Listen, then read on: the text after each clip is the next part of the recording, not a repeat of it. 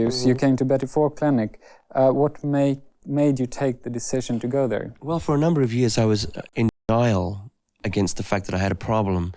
I think everyone in my family and my friends knew that I had a problem, but I wasn't facing up to the problem.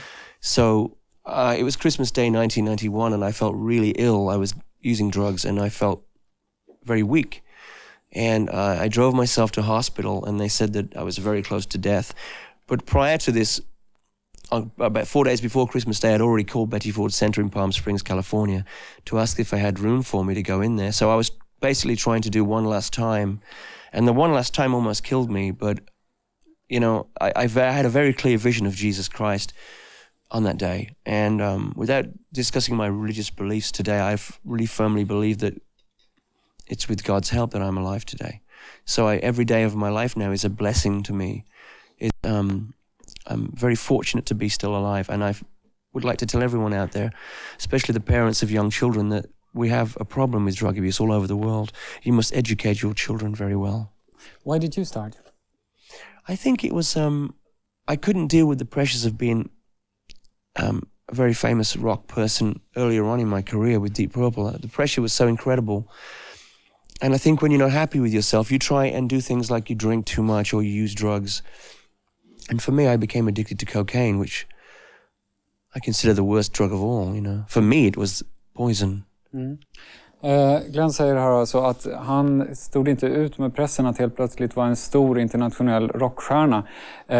Men själv så gick han på kokain och säger att det är som rena giftet. Han tackar Jesus och Gud för att han idag är fri från det. Han tog kontakt med Betty Ford-kliniken på juldagen 1991. Why did you choose to go out and talk openly about your problems?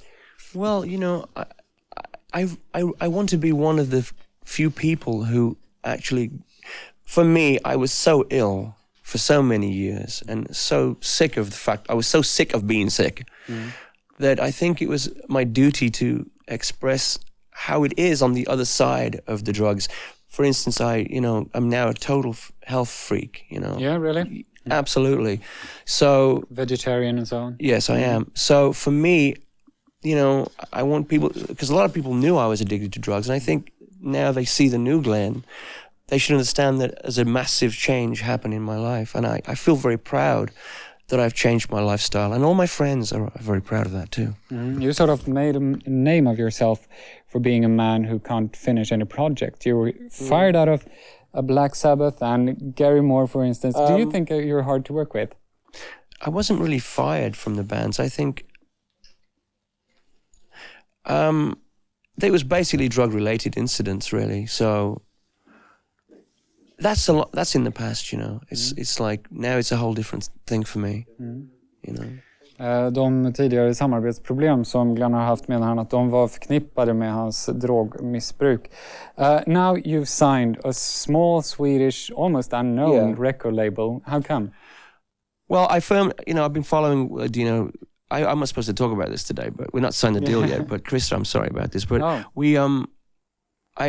been watching Krista Whedon's label, and I think it's a very good label for this type of record I'm making. It's going to be a rock album, and the album is going to be released in Sweden in November.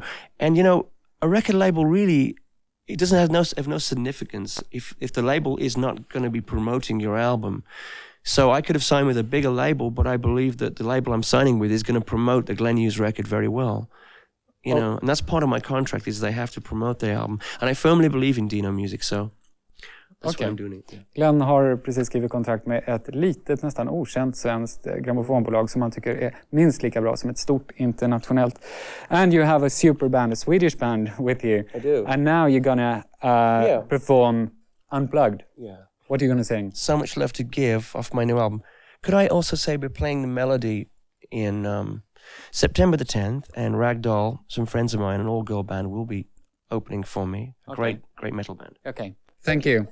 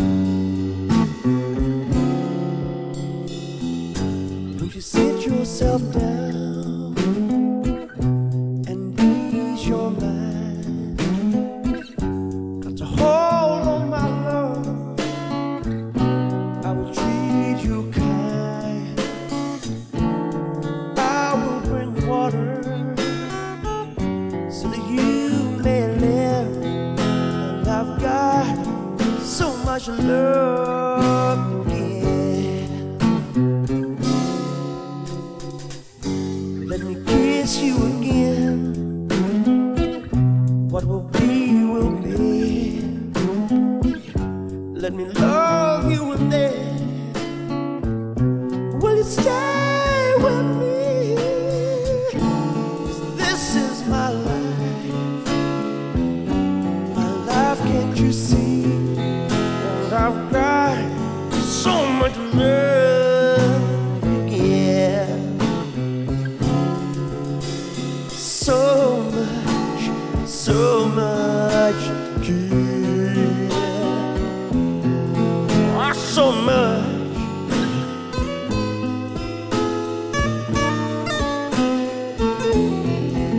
And I've got so much love, yeah.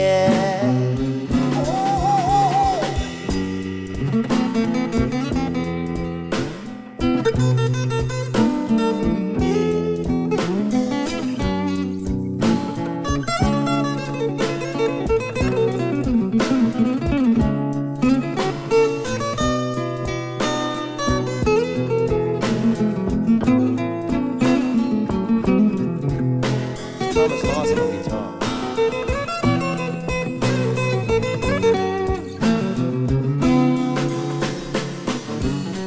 And this is Bojstedt.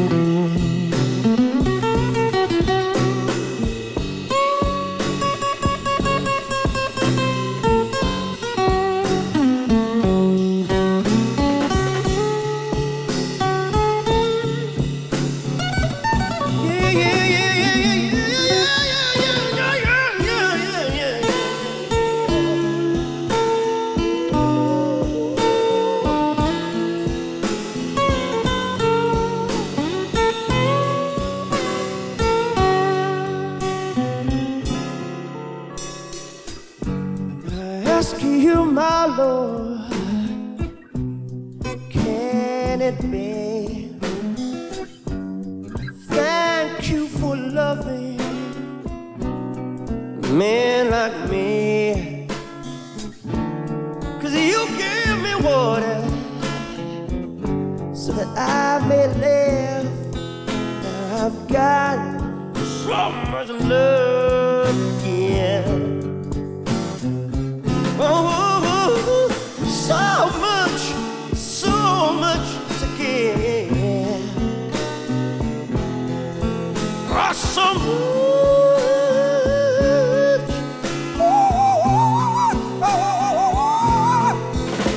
So talk to me, baby, talk to me, baby, talk to me, baby.